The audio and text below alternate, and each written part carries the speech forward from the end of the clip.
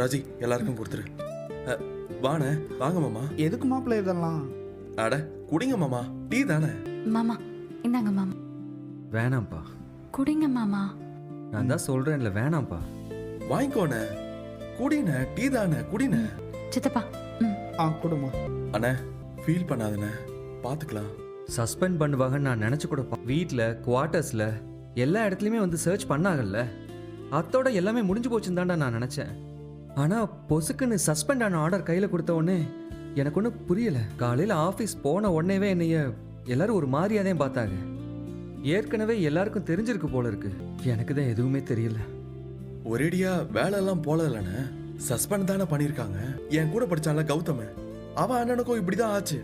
அவர் எந்த தப்பும் செய்யல, அவர் மேல பொய் பழி போட்டு அவரையும் சஸ்பெண்ட் பண்ணிட்டாங்க. அப்புறம் விசாரணை இல்ல, எல்லா உண்மையும் தெரிஞ்சதுக்கு அப்புறம் திருப்பி வேலையை கொடுத்துட்டாங்கண்ணே. அவர் தான் தப்பு பண்ணலன்னு சொல்றியடா, அதனால அந்த வேலையை திரும்ப கொடுத்துட்டாங்க. ஆனா இங்க நான் தான் தப்பு பண்ணி தொலைஞ்சிருக்கேனே. நீ பண்ண தப்ப உணர்ந்துட்ட மாப்பிள்ள, அதுக்குண்டான பிராயச்சித்தமும் நீ தேடிட்ட. அதனால உன் விஷயத்துல எதுவும் தப்பா நடக்காது, நீ தைரியமா இரு. மொத தடவை இந்த அட்டெண்டர் வந்து பண விஷயத்தை பத்தி பேசும்போதே நான் அமைதியா இருந்திருக்கணும்டா. கேப்பார் பேச்ச கேட்டு அம்பு டைமே தொலைச்சிட்டு நிக்கிறேன். மீனாக்கா என்ன சொன்னாங்க மாமா? அவளுக்கும் வருத்தம் தான்ப்பா, ஆனா அவளுமே உங்களை மாதிரி தான் எனக்கு ஆறுதல் சொல்லிட்டு இருந்தா. மாமா நீங்க வருத்தப்படாதீங்க, உங்களுக்கு வேலை கண்டிப்பா கிடைச்சிரும். நீங்க ரொம்பலாம் அதை பத்தி யோசிக்காதீங்க. அக்கா கிட்டயும் நான் பேசுறேன். வேலை போனது ஒரு பக்கம்னா அந்த விஷயம் வீட்டில் தெரிஞ்சது இன்னொரு பக்கம். அப்பா வேற என்னை கண்டபடி பேசி விட்டார். ரொம்ப ரொம்ப அசிங்கமா போச்சுடா எனக்கு. அப்பா இப்படிலாம் பேசுவாருன்னு எனக்கும் தெரியும் தானே, ஆனா அவர் இடத்துல இருந்து நம்மளும் யோசிக்கணும்லண்ணே. அம்புட்டு நேர்மையா வாழ்ற மனுஷன் இது எம்புட்டு பெரிய அதிர்ச்சியா இருக்குன்னு யோசிச்சு பார்க்கணும்லண்ணே. நான் நேர்மை இல்லாதவன் தான். அண்ணே, நான் உன்னை அப்படி சொல்லலண்ணே.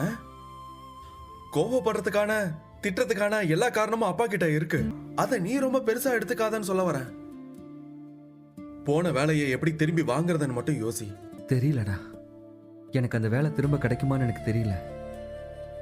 எம்புட்டு முட்டாளா நான் இருந்திருக்கேன்னு பாத்தியா? தேவையில்லாத விஷயத்துக்கு அம்புட்டு யோசிப்பேன், ஆனா தேவையான நேரத்துல என் மூளை வேலை செய்யவே இல்லை, வேலை செய்ய மாட்டேங்குது. பணத்தை நான் வாங்கி இருக்கவே கூடாது, அதான் செய்யற வேலைக்கு தான் சம்பளம் கொடுக்கறாங்கல்ல, அந்த சம்பளத்தை மட்டும் வாங்கிட்டு நான் மீனா மாதிரி அமைதியா இருந்திருக்கணும். பேராசை பெரு நஷ்டம்னு சும்மாவா சொன்னாங்க? சிலருக்கு பொதுவாகவே எல்லா விஷயமும் புரியும், சிலருக்கு பட்டாதான் எல்லா விஷயமும் புரியும். நீ ரெண்டாவது வகை போல செந்தில். இப்ப பட்டட்டல்ல, புரிஞ்சுக்கிட்ட. விடுமாப்ல, அதை பத்தியே யோசிக்காத. நடந்ததை இனிமேல் நம்மளால மாத்த முடியாது. அடுத்தது என்ன செய்யலான்னு மட்டும் நம்ம இப்ப யோசிப்போம். நீ ரொம்ப போட்டு குழப்பிக்காதன. எனக்கு ஒன்றும் புரியலடா கதிரு, என் மண்டை தானா குழம்பிக்குது. எம்பிட்டு விஷயத்தை இந்த மண்டைக்குள்ள போட்டு யோசிச்சுக்கிட்டு இருக்கேன் தெரியுமா? என்னால முடியலடா, முடியல. அண்ணா எல்லாம் சரியாயிடும், நீ நம்பிக்கையோட இரு. முதல்ல டீயை குடி, ஆறிட போது. மாப்பிள்ள நீ ரொம்ப யோசிக்காத, விடு, ஆனதாச்சு, பாத்துக்கலாம், விடு. என்னங்கண்ணா எல்லாரும் கூப்பிட்டீங்க, அமைதியா இருக்கீங்க? உன் வேலையெல்லாம் முடிஞ்சதா சக்தி? இன்னைக்கு என்ன வேலையெல்லாம் முடிஞ்சது. சங்கத்து கூட்டம் சாயந்தரம் 7 மணிக்கு மேலே தாங்கண்ணா. 2 பேரும் இங்கேயே இருக்கீங்களே, கடையை யார் பார்த்துப்பாங்க? அண்ணே அது ஒரு பையனை டெம்பரரியா வேலைக்கு வச்சிருக்கிறோம், அவன் தானே கடையை பார்த்துக்கிறான். நம்பிக்கையான ஆள் தானே? என் சொந்தக்கார பையதான் மாமா, ஆள்லாம் நம்பிக்கையான ஆள் தான். குமார், கலெக்ஷன்லாம் முடிஞ்சதா? முடிஞ்சு பெரியப்பா. வக்கீல் கிட்ட சொத்தை பிரிக்கிறத பத்தி பேசுறதுக்கு முன்னாடி உங்ககிட்ட எல்லாம் ஒரு தரம் பேசலாம்னு நினைச்சேன். அதான் நீ எல்லாம் பேசியாச்சாங்கண்ணா.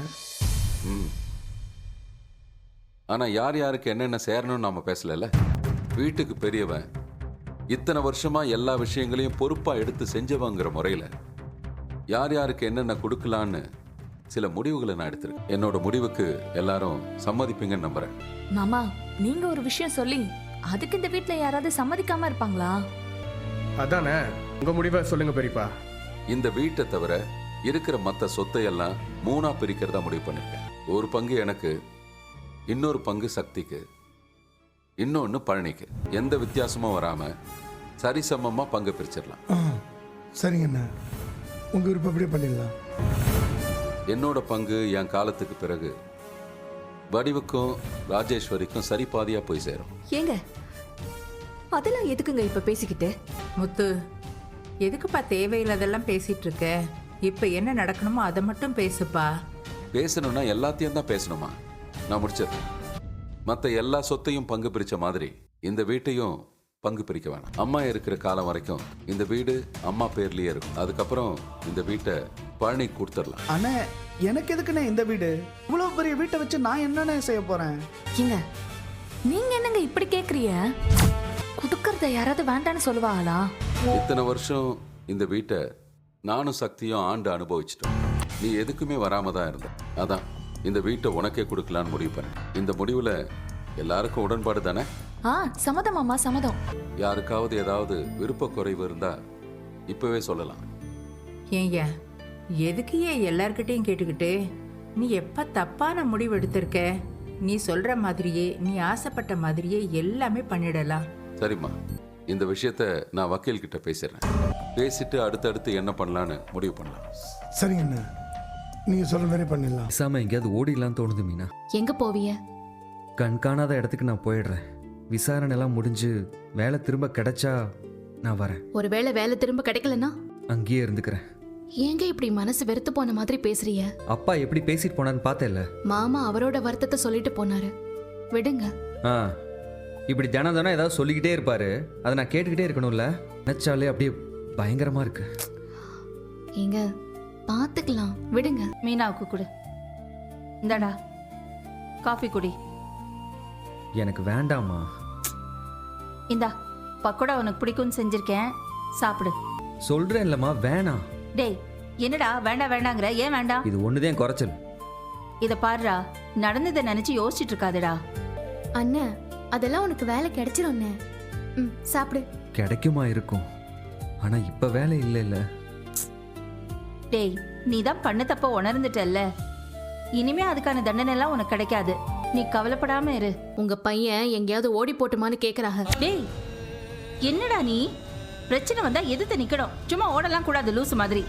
நீ வேணா பாரு, ஒரு வாரம் 10 நாளுக்குள்ள உனக்கு கண்டிப்பா வேலை கிடைச்சிரும். நீ முன்ன மாதிரி ஜம்முன்னு வேலைக்கு போவ, வருத்தப்படாதடா. வா, இதோ காஃபியோ ஆறப்போகுது, பக்கோடாவும் ஆறுது, சாப்பிடுறா. மா வேணாம். அண்ணன் சாப்பிடு. டேய் புடி, சாப்பிடு. உனக்கு பிடிக்கும் தானே பண்ணிருக்கேன், சாப்பிடுறா. இந்த நேரத்துல வந்திருக்கீங்க, காப்பி கொண்டு தரவா? காஃபியெல்லாம் வேணாம். சூடா பக்கோடா போட்டிருக்கேன், எடுத்துட்டு வரவா? எதுக்கு பக்கோடா? உன் மகனுக்கு வேலை போனதை பக்கோடா செஞ்சு கொண்டாடிக்கிறியாக்கு. ஒரு பன்றி கூட கொஞ்சம் கேசரி செஞ்சு அவனுக்கு வாயில ஊற்றி கொடு. என்னங்க ஒரு பக்கோடாவுக்கு இம்புட்டு கோவப்படுறீங்க? உனக்கு என்ன தெரியும்? வெளியில தலை காட்ட முடியடி. தெரிஞ்சவன் தெரியாத ரோட்ல போறவே வாரவே பூரா இவங்க கதையை தான் கேட்கறாங்க. பாக்குறவங்க போல மகனுக்கு வேலை போயிடுச்சாம்ல, லஞ்சம் வாங்கினாம்ல, அப்படி இப்படி நக்கல் அடிக்கிறாங்க. லஞ்சம் வாங்குறது தப்புண்டு போற வரவே பூரா எனக்கு பாடம் எடுத்துட்டு தானே போறேன். அதை பூரா காதுல வாங்கிட்டு எரிச்சலோட வீட்டுக்கு வந்தா தோற எதுவுமே நடக்காத மாதிரி உட்காந்து பக்கோடா சாப்பிட்டு இருக்காரு. பக்கோடா ஏண்டி எதுக்கு இதோட நிறுத்திட்ட? வடை போனாடு நல்ல விதவிதமா சுட்டு கொடுக்க வேண்டியதானே. நல்லா தின்னுட்டு இன்னும் நீ அசிங்கப்படுத்த சொல்லு. ஏடா வேலை போன அப்புறம் கொஞ்சம் கூட இல்லாம நீ பாட்டுக்கு உட்காந்து பக்கோடா தின்னுட்டு இருக்க. ஐயோ அப்பா, என்னடா நீ? டேய் செந்தில், நான் தாங்க அவனை சாப்பிட சொன்னேன். என்னங்க உங்க பிரச்சனை? இத பாருங்க, வேலை ஒன்னும் நிரந்தரமா போயிடல. கொஞ்ச நாளைக்கு வேலை இல்லாம இருப்பான், அதுக்கப்புறமா வேலை கிடைச்சிரும். ஓ, வேலை கண்டிப்பா கிடைச்சிரும் உனக்கு தெரியுமா? அதெல்லாம் கிடைச்சிருங்க. வேலை இல்லைன்னா சாப்பிடக்கூடாதுன்னா இருக்கு. அவன் வேண்டாம் தான் சொன்னான், நான் தான் அவனை சாப்பிடு சாப்பிடுன்னு சாப்பிட சொன்னேன். ச்சே, இப்படி அசிங்கப்படுத்தி அனுப்பிட்டீங்களா அவனை? நீ வேற, அவன் மண்ண வேலைக்கு இந்த அசியம் கூட படலடா. எப்படி நல்லா அசியப்பட்டு விடுன்ற. என்ன இப்படி பேசிட்டு போறாரு? அண்ணி மீனா, மீனா, ஏய் எதுக்குடி உங்க அப்பா இப்படி பேசிட்டு போறாரு? என்னை விட உனக்கு தான் அவரை பத்தி நல்லா தெரியும், நீ என்கிட்ட கேட்டுட்டு இருக்க? இவ ஒருத்தி. ஏய், பிள்ளைங்களை எதிரி மாதிரி நினைச்சு இப்படி சண்டை போட்டுட்டு இருக்காரு இவரு. எப்படி வீடு விளங்கும்? வர வர உங்க அப்பா என்ன செய்யறாருன்னே புரிய மாட்டேங்குது. ஏங்க சாப்பாடு எடுத்து வைக்கிறேன், சாப்பிட வாங்க. நீ வாடா. அண்ணன் சாப்பிட்டாங்களா? சாப்பிட்டாங்க. அம்மா அண்ணன் என்ன பண்றாங்க? மாமா ரூம்ல தான் இருக்காரு. அம்மா அண்ணன் பேசுறதெல்லாம் உனக்கே சரிப்படுதா மாதிரி? உடம்பு சரியில்லாததால மாமா மாத்திரை எடுத்துக்கிறாங்க. மாத்திரை எடுத்துக்கிறதுனால சீக்கிரம் சாப்பிட்றாங்க. இதுல நாம என்னங்க தப்பு சொல்ல முடியும்? ஐயோ குறும்பிட்ட. அண்ணன் சீக்கிரம் சாப்பிட்றதும் தூங்குறது யாரும் சொல்லல. சொத்து விஷயத்துல அண்ணன் பண்றது சரியா படுதான்னு கேட்டேன். எப்ப பார்த்தாலும் சாப்பாடு துன்றதை பத்தியே பேசிக்கிட்டு. எனக்கு என்ன சொல்றதுன்னு தெரியலங்க இந்த விஷயத்துல. சுத்தம். சித்தப்பாக்கு எதுக்குமா நம்ம இருக்கிற இந்த வீட்டை கொடுக்கணும்? டேய், உங்க பெரியப்பா முடிவு பண்ணிட்டார்ல, அதுக்கப்புறம் நாம என்னடா பண்ண முடியும்? ஓ, பெரியப்பா என்ன கடவுளா? அந்த கடவுள் முடிவு பண்ணா மாற்ற முடியாதா என்ன பட்டி? நான் அப்படி சொல்லலைங்க. இம்புட்டு நாளா இந்த வீட்டில் நானும் அண்ணனும் மட்டும்தான் உழைச்சோம். அப்பா இறக்கும்போது பெருசாக இது மாதிரிலாம் இல்லை, நல்ல நிலைமையிலே இல்லை, ரொம்ப மோசமான கண்டிஷனில் தான் இருந்துச்சு. நானும் அண்ணனும் கொஞ்சம் கொஞ்சமாக செலவு பண்ணி இந்த வீட்டை சரி பண்ணோம். மராமத்து வேலை ஆரம்பித்து ஃபர்னிச்சர் வாங்கினது வரைக்கும் எல்லா காசும் நாங்கள் உழைச்சி சம்பாதிச்ச காசுலேருந்து போட்டது. இதுக்கு பண்ண செலவெல்லாம் விடு. இப்போ இந்த வீட்டை விற்றாலும் கோடி கணக்கில் போகும். நோவாம பண்ணி கொடுக்கணுமா? பா நீங்க எதுக்குப்பா அமைதியா இருந்தீங்க? அதெல்லாம் முடியாதுன்னு சொல்ல வேண்டியதானே நீங்க? என்ன சொல்றது? சொன்னோன்னே எனக்கு அதிர்ச்சி ஆயிடுச்சு. என்ன பேசுறதுன்னு தெரியல. சரியாதான் கோவமா பேசுகிற போதும் பிரச்சனை ஆகிடுமேன்ட்டு கம்முன்னு வந்துட்டேன் நான். வீடு சித்தப்பா பேர்ல இருக்கும். அப்ப நம்மளாம் இந்த வீட்டில் எப்பவும் போல இருக்கணுமா? அப்படியா பெரியப்பா சொல்றாங்க? டேய் டேய் டேய், நானே குதிச்சு போய் கிடக்குறேன். அது எப்படி சும்மா இருக்க முடியும்?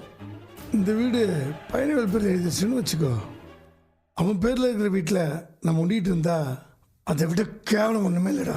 ஏங்க, அப்ப நம்ம வேற வீட்டுக்கு போயிடுவோமா? ஏய், கூறுகட்டவள ஏண்டி வேற வீட்டுக்கு போகிறதுக்கு நான் இப்படி பேசிகிட்டு இருக்கேன்? கொஞ்சமாச்சும் மண்டியில் மசாலா இருக்குதான்னு பாரு. இம்பிட்டு நாள் நம்ம வாழ்ந்த வீடு, இதை விட்டு நம்ம எப்படி வெளியே போக முடியும்? அப்ப இந்த வீட்டை என்னதான் பண்ணணும்னு நினைக்கிறீங்க? இந்த வீட்டையும் 3 பங்காக்கணும்னு சொல்றீங்களா? ஏய், எதுக்குடி? எதுக்கு வீட்டை மூணாக்கணும்?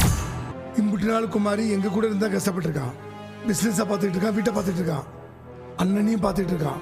பயணிவேல் என்னென்ன இந்த வீட்டுக்கு செய்யணுமோ அதை முழுக்க முழுக்க நம்ம பையன் குமார் இந்த வீட்டுக்கு செஞ்சிருக்கான். முழிக்கிற அப்ப இந்த வீட்டை குமாரவேல் பேர்ல எழுதி வைக்கிறது தானே முறை? இல்லைங்க, நீங்க சொல்றது என்னமோ கேட்கறதுக்கு நல்லா தான் இருக்கு. குமார் பேர்ல இந்த வீடு இருந்தா நல்ல விஷயம்தான். ஆனா அது எப்படி நாம போய் கேட்க முடியும்? ஏன் கேட்க முடியாது? ஏன் கேட்க முடியாதுங்கிற? நான் கேட்பேன். எங்க அண்ணங்கிட்ட இந்த வீட்டை என் பையன் பேர்ல எதுன்னு நான் கேட்பேன். ஐயோ, அதனால உங்களுக்கும் கொழுந்தனாருக்கும் ஏதாவது சண்டை வந்துட போதுங்க. ஏண்டி, இந்த வீட்டை தவிர இருக்கிற மொத்த சொத்தையும் 3ஆ பிரிச்சு அதை அந்த மடப்பையிலுக்கு ஒரு பங்கு கொடுக்க தானே செய்கிறோம். என்ன கேட்டா அந்த மடப்பையும் ஓடுகாலி கூட போனவன், அவனுக்கு இதுவே அதிகம். அதுக்கு மேலே 10 பைசா நான் கொடுக்க ஒத்துக்க மாட்டேன். இந்த வீடு குமாருக்கு தான் சேரணும். அண்ணன்கிட்ட இதை பேச முடியாதுல்ல, வீட்டுக்கு வராதுல்ல, ஒரு முன்னாடி வச்சு நான் பேசுகிறேன். இந்த பஞ்சாயத்துக்கு ஒரு முடிவு நானே கட்டுறேன். அப்பா, ஒரு வேளை இந்த வீட்டை என் பேருக்கே மாற்ற முடியாதுன்னு பெரியப்பா சொல்லிட்டா அப்படின்னு அவர் சொல்லுவாரா? பார்த்துலண்டா, அவரா நானான்னு பார்த்துலண்டா. என் மனசில் பட்டுடுச்சு, இந்த வீடு உனக்கு தான், அதை வாங்கி கொடுக்க வேண்டியது இந்த சக்திவேல் அப்பா. என்னோட கடமை. உனக்கு என்ன சாப்பாடுக்கு மணி ஆயிடுச்சா? எடுத்து வைப்போ. சாப்பாடு